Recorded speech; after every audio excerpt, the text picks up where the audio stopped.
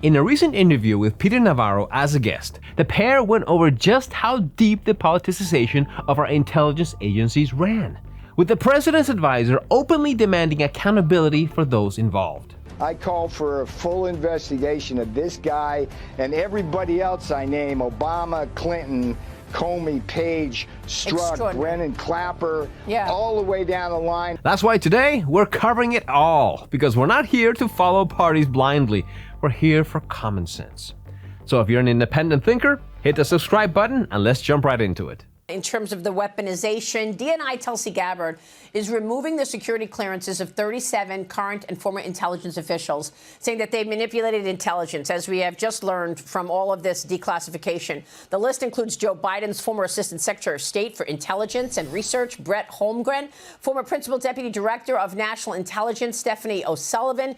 She's being accused of being involved in the 2016 Obama-era probe of collusion between Russia and President Trump, of course, which was a complete made-up story. And when I spoke with Ed Martin over the weekend, he, of course, is the head of the weaponization unit at the DOJ. He said, Peter, it's a lot of the same people. Those same people who tried to do you in, and sent you to prison, those people who came up with these lies about President Trump, they're still out there trying to take down President Trump, and it went from scandal to scandal. Yeah. None of this should come as a surprise. Whether you call it the deep state or permanent Washington, the outcome doesn't change. Presidents come and go. Members of Congress cycle in and out. But the real machinery never leaves.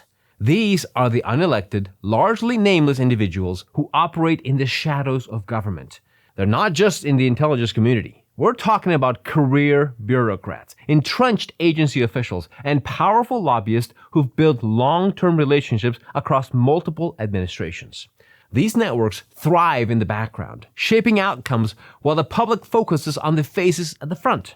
Maria went on to play a clip from her interview with Ed Martin, and needless to say, he didn't hold back. We know the birthday of the Russia hoax. It's December 8th, 2016, where the Obama administration, including Obama, said, don't put the truth out, lie. And then we had the Russia hoax that went on for 10 years. And every time they get in trouble, meaning the deep state and others, they throw another hoax out. And all we're doing at DOJ and all we're doing across the government is saying, get the truth out. When you're a liar, you lie not just on one thing. When you're a cheater, you cheat not just on one thing. When you're doing corruption, you generally don't just do it on one thing. So we have that's our what we're asked to do as prosecutors. It's always the same people on December 9th, 2016 in the Situation Room in Obama's White House are playing the same game all these years. Now, that's one angle rarely brought up when people discuss Russiagate or any major political scandal. With everything we've learned over the years, especially from recently declassified files, it's clear there was a serious misconduct. So the real question becomes, what if those actions didn't stop there? Looking at history, it's reasonable to believe they didn't. Just think about the fallout from the Snowden revelations. There was widespread outrage, promises of reform, and endless headlines claiming surveillance would be reined in. But did it actually stop? Of course not. The system didn't change. It just adapted and got quieter. Going back to the interview, Peter Navarro jumped in with some interesting details about a recently fired FBI agent that proves what we're talking about. But before we play it, we have a quick message from our friends at Augusta Precious Metals. Now, do you know what retirement asset grew the most during the first 7 months of this year? Spoiler, it wasn't the stock market. From January through July, the Dow Jones barely moved up, less than 1%. But gold and silver grew by a whopping 25% in the same time frame. 25% in 6 months. Now that's just not impressive. It's how strategic assets perform in times of uncertainty. Our friends at Augusta Precious Metals specialize in helping Americans move wealth and retirement into self-directed IRAs backed by physical precious metals like gold and silver.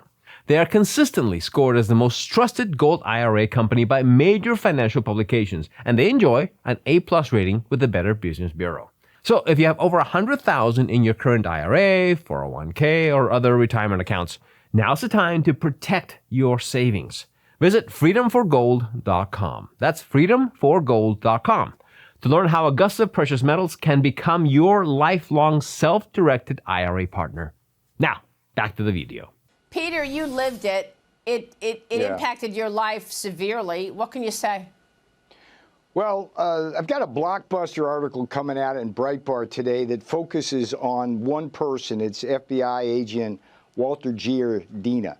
And he's the guy that arrested me at Reagan and perp walked my fiance, put me in handcuffs, leg irons. Wow. And he got fired, good for Kash Patel, a couple of weeks ago. The media's trying to make him a martyr. But here's what's so interesting. He's the thread that takes us across the entire arc of the attacks on Donald Trump and his associates from 2016 all the way right up to the day that guy got fired.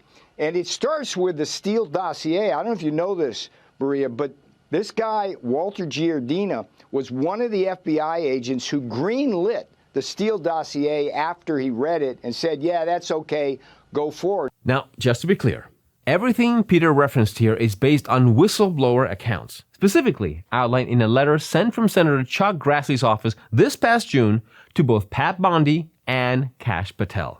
The contents of that letter rely heavily on whistleblower allegations, who revealed that FBI agent Giardina, quote, stated openly his animosity towards President Trump and made known his personal motivation to investigate Trump. Even more troubling is the claim that he, quote, wiped out his laptop while working for Mueller, which was reported to the DOJ Office of Inspector General. And that's just the beginning. There are additional allegations layered throughout the letter, and I'll let Navarro do the explaining. And at the same time, you had another operation. It was called Crimson River, renamed Red Masari. And that one falsely accused the Trump campaign of receiving $10 million from the Egyptian government. It was a total fraud, but Giardina was at the center of that. And then Giardina went to the Mueller report. He served on that. All of this, by the way, is because of the efforts of Senator Chuck Grassley, who's done a beautiful job getting these whistleblower documents. Yeah. And the whistleblowers allege that Giardina wiped his hard drive so that we couldn't get his records. Wow. He got an award for the Mueller people. I mean, it's crazy stuff. Now, here's where things start to get ridiculous. Just 2 months before the elections last year, House Democrats demanded that Trump prove he hadn't received money from the Egyptian government. A bizarre request, considering the burden of proof should fall on the accuser, not the accused. But if you go back to Chuck's letter, it specifically names Giardina, quote, as the case agent assigned to this investigation, and the story was mysteriously leaked to the Washington Post in August of 2024. The timing couldn't have been more convenient.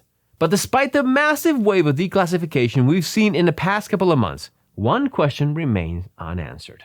Is there ever going to be accountability? That's what Peter answered next, saying this. The last one was the Arctic Frost, which was the fake electors one, which there was nothing fake about President Trump's efforts on that. But Giardina basically ensnared Jeff Clark, John Eastman, all of those folks, as well as Trump. So is the accountability him getting fired, or are we going to see something more than that?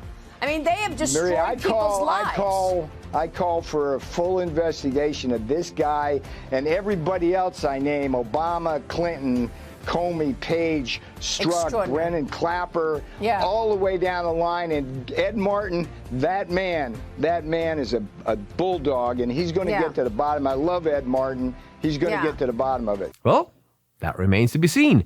But from the looks of it, we're most probably getting drawn-out investigations that could stretch well into the future. Let me know in the comments your thoughts on this story. Don't forget to like and subscribe, and remember, keep thinking.